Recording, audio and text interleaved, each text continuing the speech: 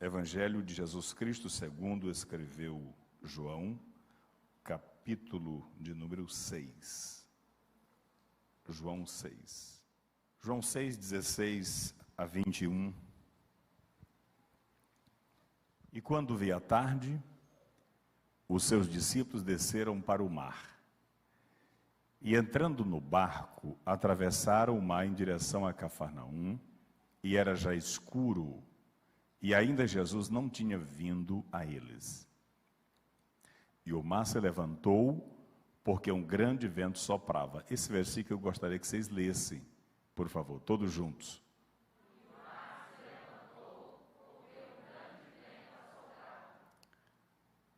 E tendo navegado uns 25 ou 30 estádios, viram a Jesus andando sobre o mar.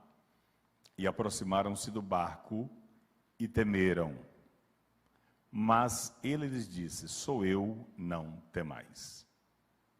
Então eles de boa mente o receberam no barco, e logo o barco chegou à terra para onde iam. Feche os seus olhos, vamos nesse momento orar ao Senhor. Pai, eu quero nesse instante agradecer ao Senhor pela oportunidade que o Senhor nos concede de estarmos em Tua presença nesta noite e diante da Tua palavra, Pai. A Tua palavra é a verdade.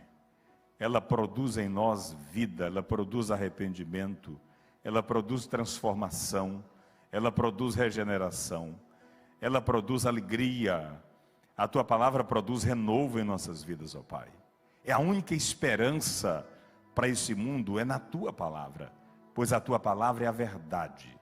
A Tua palavra nos santifica, a Tua palavra nos direciona, a Tua palavra nos conduz, ela é lâmpada para os nossos pés, ela é luz para o nosso caminho, ela é direção para as nossas vidas, ó Deus. Por isso, nesta noite, nós Te adoramos pela Tua palavra. Nós Te louvamos pela revelação da Tua palavra, pelo Teu Espírito nos dá entendimento e discernimento da Tua palavra, Pai. Meu Deus, que cada um dos Teus filhos que aqui se encontram possam ser ministrados pela palavra do Senhor. Não há palavra de homem que traga conforto, consolo, exortação, mas a Tua palavra sempre produzirá crescimento, mudança, renovação da fé. Pois a fé vem pelo ouvir e ouvir a palavra de Deus. Te damos graça, Senhor, e Te pedimos que fale conosco através da Tua palavra. Amém. Deus abençoe. Uma alegria poder pregar a palavra de Deus. A Bíblia diz que bem-aventurado aqueles que ouvem, os que leem e os que guardam as palavras da profecia deste livro, porque o tempo está próximo. Todos nós que conhecemos as Sagradas Escrituras, que lemos a Bíblia, sabemos que o tempo que nós estamos vivendo é um tempo muito próximo do fim, ou do arrebatamento da igreja, ou desse grande acontecimento da volta de Jesus que todos nós aguardamos. Então, é uma necessidade que cada crente se apegue cada vez mais a Escritura, porque ela é luz para nos dar entendimento de todas as coisas tenebrosas que o mundo viverá nos próximos anos. O texto lido nessa noite não fala necessariamente sobre o arrebatamento, sobre a volta de Jesus, mas fala sobre mar, fala sobre tempestade, fala sobre adversidade, fala sobre luta, fala sobre desafios. A Bíblia diz que Jesus está de um lado do mar da Galileia com os seus discípulos e com a multidão. Ele multiplica os pães, alimenta a multidão e depois despacha os discípulos enquanto ele termina ali de alimentar a multidão. Pede o discípulo para entrar no barco e ir em direção a Cafarnaum. E eles entram no barco em obediência a Jesus e vão em direção a Cafarnaum. E Jesus fica do outro lado, termina a sua missão de alimentar as pessoas, e ele vai para o monte ficar a sós com o Pai em oração. E ele está em oração, a noite chega, ele permanece ali orando, os discípulos seguem no seu barco, e a Bíblia diz que eles estão já no meio do mar da Galileia. E quando eles estão ali aproximando do meio do mar da Galileia, uma ventania toma conta do caminho da trajetória deles. E a Bíblia diz que eram ventos contrários que começam a bater naquele barco, ele perde completamente a direção e eles ficam agora à deriva, sem saber o que fazer. Ventos contrários no meio do mar e o pior, sem a presença de Jesus no barco. Não sabia o que fazer. Jesus não estava ali fisicamente, naquele barco. Mas uma coisa é importante, eles estavam debaixo de uma palavra de Jesus. Eles estavam ali porque Jesus havia mandado eles irem. Irmãos, mesmo estando debaixo da obediência, da palavra de Deus, nós estamos sujeitos a enfrentar ventos contrários. É muito comum no meio das adversidades a gente pensar, mas eu estou em obediência à palavra de Deus, eu estou debaixo da palavra de Deus, Deus confirmou isso aqui na minha vida, e por que eu estou passando por isso? Por que eu estou enfrentando esse vento? Por que eu estou enfrentando essa tempestade? Por que eu estou passando por isso? Se Deus foi que me mandou, me autorizou ou me abençoou. Se a bênção de Deus está sobre a minha vida. Os discípulos estavam nessa condição. Eles estavam no mar porque Jesus havia mandado eles atravessarem. No entanto, eles enfrentam ventos contrários. E 3 aspectos aqui interessantes nessa travessia. Primeiro, o Mar da Galileia, na verdade, ele é um lago, né? Ele é um lago mais ou menos um pouco mais largo que o nosso lago aqui, cerca de 12 metros, mas também curto, cerca de 22, 23 metros de comprimento. É um lago, mas é chamado de mar, né? Talvez ali aproximadamente 50 metros de fundura, no máximo 100 metros nos pontos mais fundo dele. Então eles estão no meio do lago, naturalmente o lugar mais profundo, né? O lugar mais difícil de se salvar. Então eles estão no meio do mar, eles estão no meio de uma ventania muito grande, e eles estão exatamente no lugar mais perigoso desse mar, mas eles estavam debaixo de uma palavra de Jesus. Amém? A primeira lição que eu gostaria de trazer desse texto aqui é o que eu já acabei de afirmar. Não é por você estar na palavra em Cristo que você não vai enfrentar ventos contrários. Porque na travessia da vida tem vento, tem tempestade, tem dor, tem adversidade, tem sofrimento. O medo às vezes bate porque para baixo não tem como se salvar. Os ventos contrários colocam o barco numa posição em que eles não sabem mais nem qual é o caminho, nem mais para onde seguir. Pois os ventos ali jogam o barco de um lado para o outro. Então eu gostaria de nesta noite deixar para você esta mensagem. Fique em paz e confie em Deus. Mesmo que o vento tenha batido forte na sua embarcação, o mais importante é você estar debaixo da palavra de Deus, da obediência dele. Foi ele que mandou você atravessar, então fique tranquilo, porque se ele não chegar no início da noite, ou não chegar à meia-noite, mas depois da meia-noite, na madrugada, ele vai aparecer para dar livramento, ele vai aparecer na nossa embarcação. Os discípulos estavam em meio a um grande desafio, a uma grande batalha, e Jesus está orando. E eu quero aqui deixar outra lição para você nesta noite. Jesus sabia o que ele ia enfrentar, apesar de ser Deus, ele é filho de Deus, mas ele sabia o que tinha pela frente. Jesus tinha pela frente o colegiado de discípulos para salvar, um barco à deriva, ventos e tempestades, e um mar para ele caminhar, sem nenhuma prancha de surf, né? Como alguns cientistas apareceram recentemente, tentando justificar a caminhada de Jesus sobre o mar, né? E alguns cientistas estudaram e chegaram à conclusão que em algum momento aquele mar congelou e Jesus surfou numa prancha de gelo até chegar no barco, né?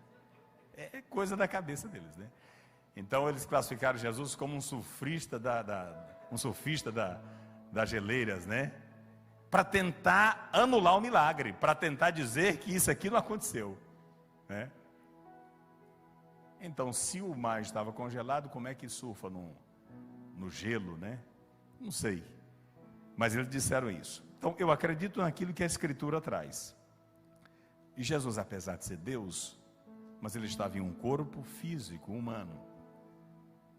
E aí, a primeira coisa que Jesus faz, depois de dispersar os discípulos, antes de mandar os discípulos e liberar a multidão, antes de seguir, o que ele faz? Ele se separa em oração. Por que Jesus vai orar? Primeiro porque era um hábito dele, né? Diariamente ele tirava um tempo para estar com o Pai, com Deus, fazendo as coisas na direção de Deus.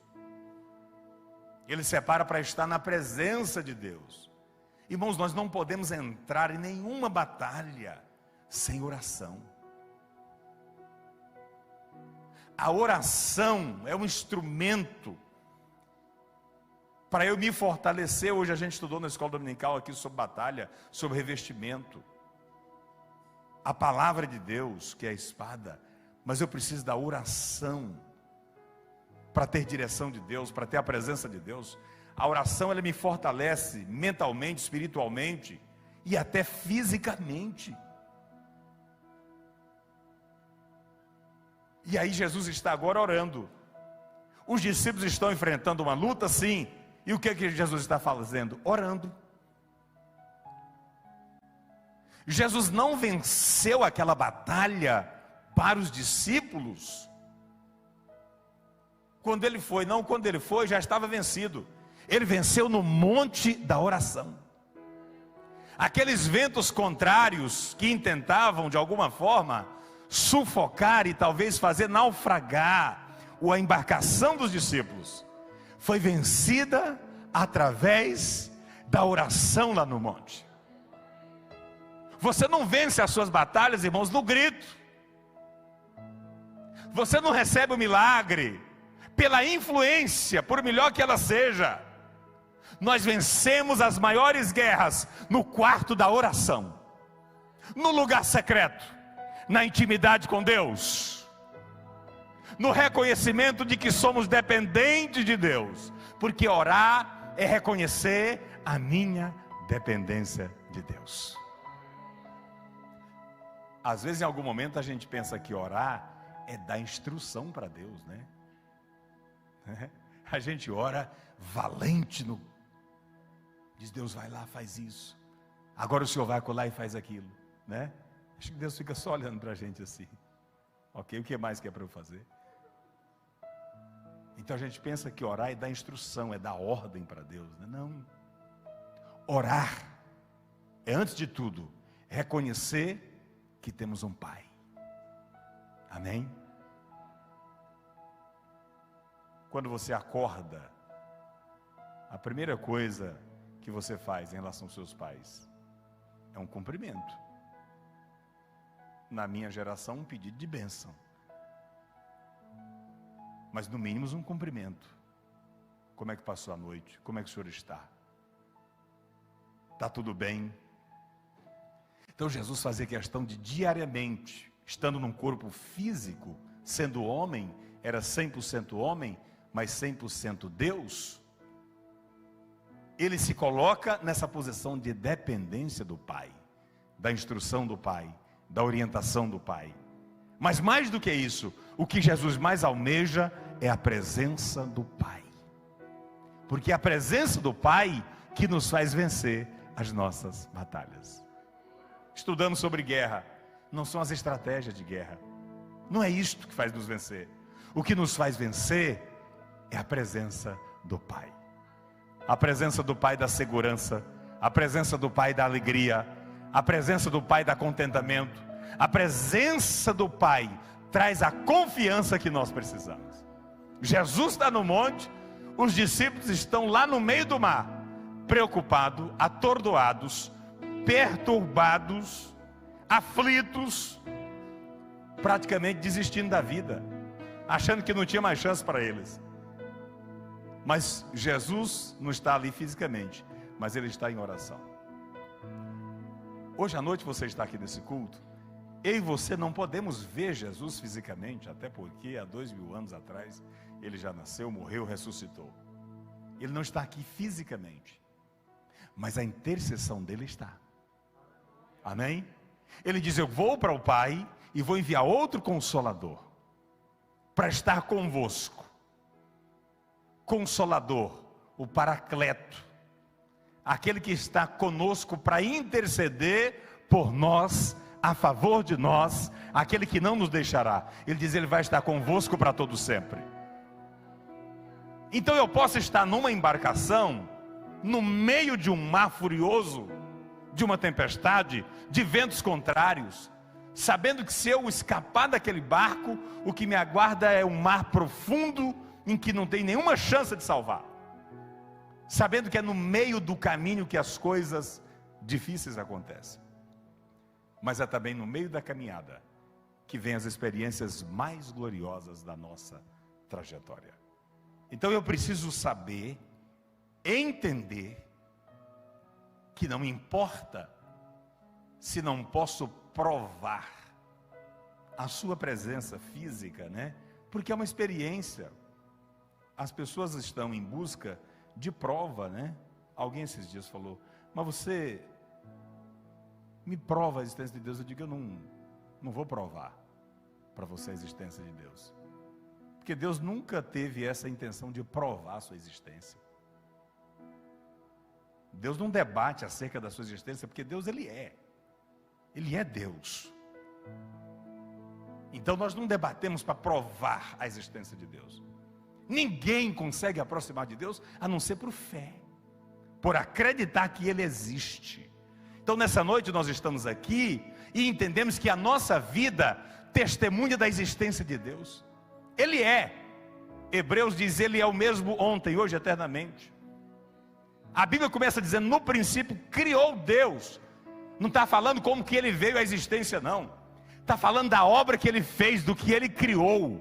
Portanto, estar aqui nesta noite não é para buscar entender se Deus vai fazer, se não vai fazer, porque Ele já fez, Ele já realizou. Quando Jesus foi no madeiro, Ele diz: está consumado. A obra redentora do homem está pronta, está feita, está perdoado. Quando João viu Ele na fila do batismo, diz: eis aí o Cordeiro de Deus, que tira o pecado do mundo, louvado seja Deus. Então nosso propósito não é ficar com debate de questões que não faz nenhum sentido. Deus não precisa provar sua existência para nós. Então Jesus não estava com essa preocupação se Ele estava fisicamente no barco ou não, porque Ele já sabia em Deus o desfecho daquela história, porque Ele estava com o Pai quando eles estavam em aflição. Eu e você precisamos acreditar e confiar, irmãos, no que Jesus disse. Ele diz: eu vou para o Pai e estarei à destra do Pai, à direita de Deus. Ele é o nosso intercessor na eternidade. Amém?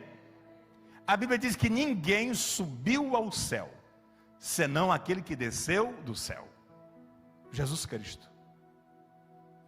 No céu tem um corpo. Amém? No céu tem um corpo. Somente Jesus chegou à presença de Deus. A Bíblia diz que Deus habita na luz inacessível, a qual homem nenhum viu e nem pôde ver. Mas Cristo, o Filho de Deus, trouxe o rosto de Deus, tornou Ele conhecido. E mais do que isso, de trazer o rosto de Deus, Ele falou: Pai, eu trouxe o teu rosto para os homens, agora eu levo o rosto dos homens para a presença do Senhor. Porque a gente não podia se comunicar com Deus. Essa comunhão estava quebrada, estava interrompida, porque nós somos descendentes de um homem caído, pecador, de alguém que falhou no propósito. Mas aí, Deus, para falar com Moisés, Ele vai no monte, na fenda da rocha, e a Bíblia diz que Moisés fala com Deus, e Deus fala com Moisés face a face. Mas Moisés não vê o rosto de Deus, ele vê a sombra, o reflexo, porque nenhum homem pode olhar no rosto de Deus. Mas Jesus se materializa, vem em carne, morre, ressuscita e chega diante de Deus. E agora Jesus está lá diante de Deus e ele apresenta para Deus o quê? O que está em 2 Coríntios 5,17. Assim que alguém está em Cristo, nova criatura é. As coisas velhas se passaram e eis que tudo se fez novo. Você faz parte de uma nova criação. Amém? Você é conhecido de Deus. Quem está em Cristo é conhecido nos céus. Quem está em Cristo tem acesso à presença de Deus. Quem está em Cristo já está diante de Deus espiritualmente, porque a Bíblia diz que Ele, quando foi, nos levou com Ele e nos fez assentar nas regiões celestiais. Amém? Irmãos, isso é maravilhoso. Falar disso é uma alegria, porque nós estamos aqui no endereço físico, limitados a este corpo, mas na nossa mente, na nossa posição espiritual, nós estamos assentados nas regiões celestiais. E quem fez isso? Jesus. Por isso nenhum outro nome, eu disse aqui no início, citando a Bíblia, é digno de adoração, é digno de louvor, é digno de exaltação. Somente o nome de Jesus Cristo, aquele que me fez conhecido nos céus, a Ele eu adoro, a Ele eu louvo, a Ele eu exalto, porque só Ele merece o nosso louvor e a nossa exaltação. Louvado seja Deus. Porque eu não entraria por mérito. Ninguém entra no céu porque é inteligente. A sua inteligência vai lhe ajudar muito aqui, mas não vai garantir a você a salvação. Ninguém entra no céu porque é rico ou porque é pobre. Ninguém entra no céu por ser de uma raça ou de outra. O nosso acesso à presença de Deus está em ter uma identidade em Cristo Jesus. Amém? Eu tenho uma nova identidade, irmãos.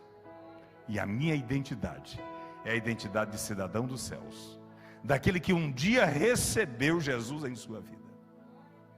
E aí a mensagem dele para nós esta noite é esta: ele nos mandou atravessar este mundo, como ele mandou os discípulos atravessar aquele mar.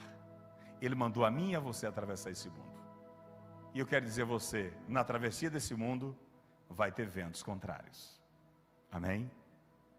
Você foi apresentado diante de Deus, mas você está aqui limitado a este corpo físico.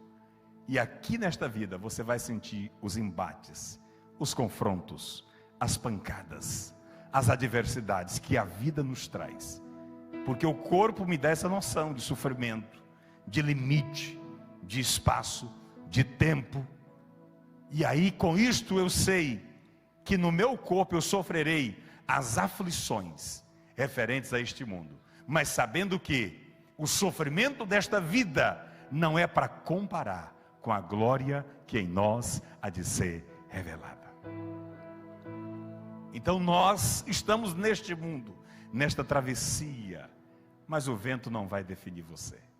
Amém? Os ventos contrários não vão definir a nossa vida. Não é por estarmos atravessando lutas ou adversidades. Não é por não vermos a sua presença física que Ele não está conosco. Ele jamais nos deixou. Ele está presente pelo seu Espírito e Ele nos consola, Ele nos conduz, Ele nos guia, Ele nos dirige e nos levará ao porto seguro no fim desta jornada. E ao chegar no fim dessa estrada, todos nós diremos: valeu a pena. Valeu a pena a gente atravessar este mar. Valeu a pena a gente acreditar, mesmo no momento como aqueles discípulos que estavam no meio do mar. E os ventos contrários, eles não sabiam mais para onde era Tiberíades, nem Cafarnaum, nem Betsaida. Mas eles estavam ali. E a Bíblia diz que num determinado horário, Jesus chega. O vento cessa. Em Mateus 14 e Marcos 6, nesse mesmo texto, diz que Jesus chega e Pedro vê, e Pedro ainda se atreve a dizer: Jesus, me deixe ir ter com o Senhor, se é o Senhor mesmo. Faz uma prova, né? Se é o Senhor mesmo, me permita dar uns passos aí. Jesus falou: pode vir. E ele ainda caminha um pouco, segundo aquele cientista, uma outra prancha de surf, né? De gelo, para Pedro andar até Jesus. Mas em algum momento ela derrete, essa prancha, e ele não consegue chegar até Jesus, né? E aí Pedro teve uma experiência extraordinária. E por que Pedro teve essa experiência? E por que isso está registrado? Eu penso que está registrado isso para fortalecer a nossa fé. Assim como Jesus atravessou o mar ou andou sobre as águas, você também pode andar. O que esse mar representa, irmãos? Esse mundo, povos, nações, pessoas, a realidade da vida, as travessias da vida. O que Jesus nos ensina nesta noite é que nós podemos atravessar. Ele falou para Pedro, vem, e ele foi. E quando ele naufragou, ele falou, por que você duvidou? Você podia chegar até o final. Então o segredo está em acreditar. Não duvide. Não duvide da palavra dele. Ele disse, vem. Então se ele disse, vai, que eu estou com você. Marcos 16, ele disse, ide por todo o mundo, pregar o evangelho a toda criatura. Quem crê e for batizado será salvo, quem não crê será condenado. E estes sinais seguirão aos que creem. Em meu nome expulsarão demônios. Você tem autoridade, irmão, para expulsar demônio. Sabia disso? Amém? Sabia não? Você tem. Tem uns irmãos que quando endemônia alguém, ele já quer ligar para o pastor. Não, você tem autoridade para expulsar. Esses dias eu amanheci o dia, eu olhei no celular, tinha uma ligação de 3h30, 4 da manhã. Aí eu retornei para o irmão. Falei, você me ligou mais cedo, tinha muito tempo que a gente não via, ele desviou da igreja e estava por aí, né? Aí eu falei, o que foi? Não, pastor, ele estava lá no meu apartamento, na minha kitnet, enfim, onde ele morava. E o meu colega ficou endemoniado. De madrugada. Dentro do apartamento lá, quebrando tudo, dando piruleta. E eu liguei para o senhor vir expulsar. Digo, ainda bem que eu não atendi, entendeu? Ainda bem que eu não acordei. Porque por certo Deus permitiu aquilo ali para falar com ele. Porque você recebeu essa autoridade. Você tem autoridade para expulsar demônios. Amém? Então, se você se deparar com essa situação, use a autoridade que há no nome de Jesus. Parece que houve um silêncio, as pessoas ficam assim com medo.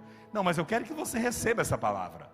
Receba essa palavra. Por quê? A Bíblia diz que o mundo jaz no maligno. E eu não estou falando de expulsar apenas os possessos, não. Mas os dominados, os influenciados, os oprimidos pelo demônio. Porque o demônio age de várias formas.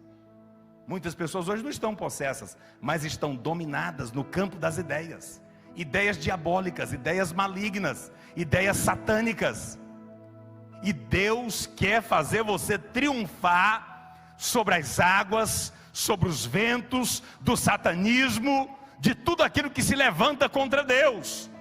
Quando Jesus anda sobre as águas, Ele está dizendo que a sua igreja precisa caminhar sobre as adversidades da vida, entendendo que nada pode parar a marcha da igreja, mas que nós vamos atravessar e vamos chegar do outro lado. Louvado seja Deus. Essa é a aplicação para você nesta noite dessa palavra. Você vai atravessar. E atravessar como? Expulsando demônio, curando enfermos. Amém? Você tem autoridade para curar enfermos, irmãos, para impor as mãos e curar os enfermos. Deus te deu esta autoridade. Amém? Eu estou aqui liberando uma palavra de Deus. Eu não sei se você consegue entender a dimensão espiritual disso. Eu estou dizendo que Deus deu a você a autoridade para curar os enfermos. Que o Espírito Santo está sobre a sua vida, que lá dentro da sua casa você pode impor as mãos do seu parente, na sua família, e dizer: enfermidade, eu te repreendo em nome de Jesus, porque Ele me deu autoridade para isto.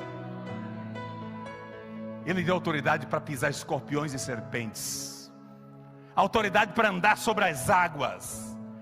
Nesta noite a palavra de Deus está nos chamando para um outro nível de espiritualidade.